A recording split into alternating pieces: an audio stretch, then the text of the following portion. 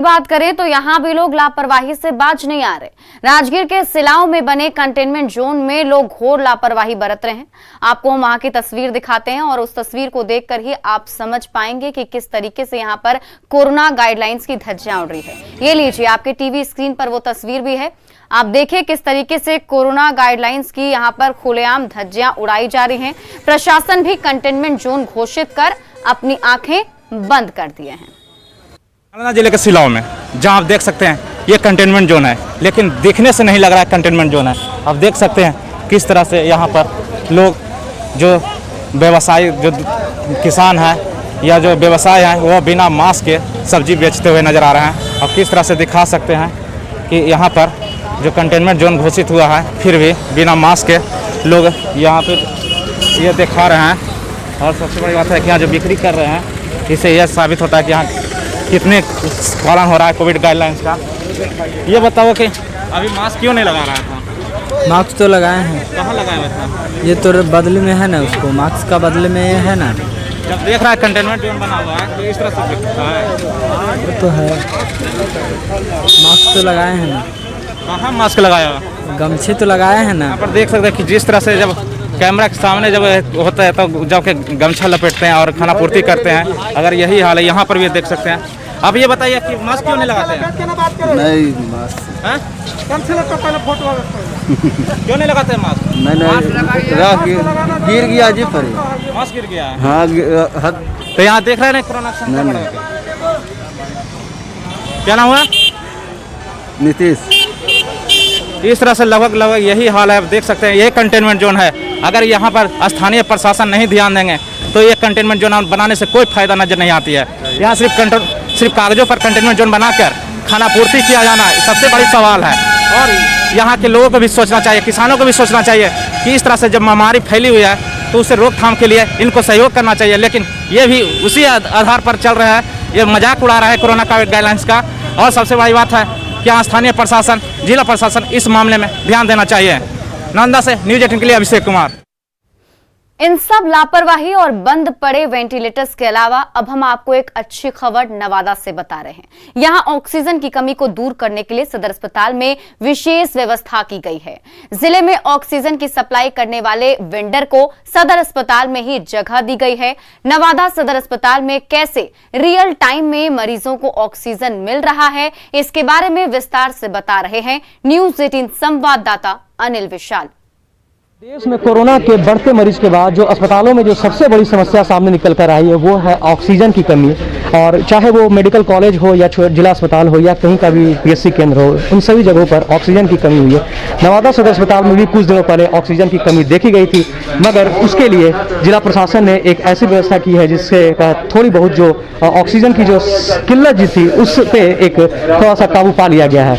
इस वक्त नवादा सदर अस्पताल में जो ऑक्सीजन के जो मेन वेंडर थे उन सप्लायर को एक नवादा सदर अस्पताल में ही उन्हें एक जगह दिया गया ताकि रियल टाइम में जो उन्हें जो ऑक्सीजन की जो डिमांड है उन्हें यही अस्पताल में रह के पूरा किया जाए। और क्योंकि बाहर उन्हें ऑक्सीजन के लाने में काफ़ी दिक्कत होती थी तो उन्हें फिलहाल एक नवादा सदर अस्पताल में एक जगह ही एक दे दिया गया ताकि उनसे उनकी जो डिमांड है वो रियल टाइम में पूरी हो सके। इस वक्त हमारे साथ अधिकारी हैं जो ऑक्सीजन को लेकर जो नोडल पदाधिकारी जो बनाया गया है हमारे साथ मौजूद है, नवादा के एडीएम मौजूद है, उनसे हम जानते हैं सर क्या कुछ नया व्यवस्था के तहत क्या क्या सुविधा मिलने वाली है लोगों की, ये बता दिया जाए।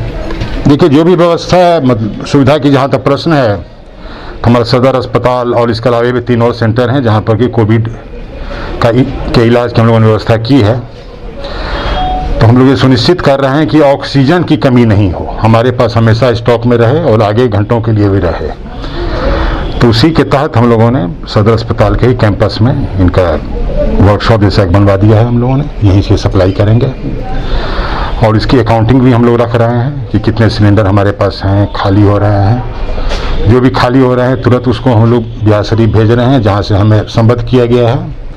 और हम लोग सुनिश्चित कर रहे हैं कि वहाँ से तुरंत ही आपूर्ति हो जाए ताकि हमारा भंडार बना हुआ रहे, हमारे स्टॉक में कोई कमी नहीं रहे। जो ऑक्सीजन के जो नोडल पदाधिकारी जो नवादा सदर अस्पताल में डिप्यूट किए गए थे उनका स्पष्ट करना है कि जो ऑक्सीजन की जो किल्लत जो सामने आ रही थी उसको लेकर कई उपाय निकाले गए हैं और लोगों को समय ऑक्सीजन उपलब्ध कराई जाएगी। इसके साथ ही पैनिक की जो दृष्टि जो उत्पन्न हुई थी उसे लोगों को नहीं घबराना है और लोग सिविल सर्जन के माध्यम से अपनी मांग को रख सकते हैं और उन्हें चाहे वो प्राइवेट अस्पताल अस्पताल के जो लोग हैं उन्हें भी मिल सकती है, और जो होम आइसोलेशन में जो लोग रह रहे हैं उन्हें भी ऑक्सीजन यहाँ से मिल सकता है।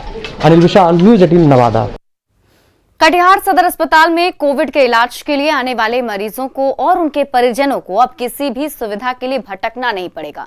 सदर अस्पताल में कोविड हेल्प डेस्क की शुरुआत की गई है, जिसमें 24 घंटे लोगों को सुविधाओं के बारे में जानकारी मिल सकेगी। सुविधा के शुरू होने से अब मरीज और उनके परिजनों को भटकना नहीं पड़ेगा।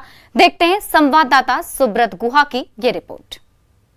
कोरोना को लेकर सबसे बड़ी परेशानी तब आ रही है जब लोग सदर अस्पताल तक तो पहुंचते हैं, लेकिन उन लोगों को मुकम्मल जानकारी नहीं मिलता है, इसीलिए मरीज और उनके परिजन भटकते रहते हैं। लेकिन कटिहार सदर अस्पताल इसके लिए एक शुरुआत किया है। ये नोवल कोरोना वायरस के परामर्श के सदर अस्पताल के मुख्य द्वार के बाहर किया गया है, और इसी तरह से जो देख रहे हैं कि हेल्प डेस्क बनाया गया। इस हेल्प डेस्क से माध्यम से वो तमाम जानकारी दिया जा रहा है ताकि मरीजों को भटकना ना पड़े, ताकि मरीज को सही जानकारी में क्या जानकारी दिया जाता है, किस तरह से जानकारी दिया जाता है। जैसे कि यहाँ पे कॉल डेस्क बनाया गया है, मतलब कि यहाँ पे कितना बेड खाली है और कितना मरीज है यहाँ पे, और कितना को डिस्चार्ज किया गया, ऑक्सीजन लेवल कितना है, यही सब का मतलब जानकारी दिया जाता है। कोई कॉल करता है, पूछता है, उसको बताया जाता है। डॉक्टर लोग के पूरा लिस्ट रहता है आप लोग? जी, डॉक्टर लोग का भी लिस्ट रहता है कि किस आवर में कौन डॉक्टर है यहाँ पे, अभी किनका ड्यूटी है, इस पे सारा लिस्ट रहता है। लिस्ट के हिसाब से जानकारी दिया जाता है। जहाँ तक होता है हम लोग मदद करते हैं उनको कॉल नंबर वगैरह प्रेजेंट कर देते हैं, या कॉल करके उनको लिए एम्बुलेंस का व्यवस्था किया जाता है जो इमरजेंसी रहता है। जैसे अभी थोड़ा देर पहले ही एक था, तो उनको डॉक्टर साहब ने व्यवस्था कर दिया, अपना एम्बुलेंस लेकर आगे बढ़ा, पेशेंट को लेकर गया। तो निश्चित तौर पर ये सुविधा अपने आप में एक बहुत जरूरी सुविधा था, क्योंकि लोग परेशान होते रहते थे। उन लोग को इलाज के लिए या सही जानकारी नहीं मिलने से काफी परेशानी होता था। ऐसे में ये जानकारी लोगों के लिए बहुत सहूलियत पहुंचाएगा। सुब्रत, न्यूज़ 18 कटिहार। और अंगिका और मैथिली के जाने माने कवि भगवान प्रलय का निधन हो गया है। कटिहार के कुर्सेला के महेशपुर गांव के रहने वाले थे भगवान प्रलय। वे काफी दिनों से बीमार चल रहे थे। उनके निधन से सीमांचल, मिथिलांचल और अंग इलाके में शोक की लहर है। शुरुआती दिनों में भगवान प्रलय दीवारों पर पेंटिंग और सिनेमा का पोस्टर बनाकर अपना जीवन यापन करते थे, लेकिन इस दौरान भी वो कविता लिखना और काव्य पाठ करना नहीं भूलते थे। लोक गाथा, महुआ, घटवारिन की रचना में लगे प्रलय को इस बात का अफसोस रहा कि उनकी कविताएं बिहार और देश में तो खूब चर्चित रहीं, लेकिन पैसे के अभाव में अब तक उनका कविता संग्रह या अन्य कोई रचना पुस्तक के रूप में प्रकाशित नहीं हो सकी है।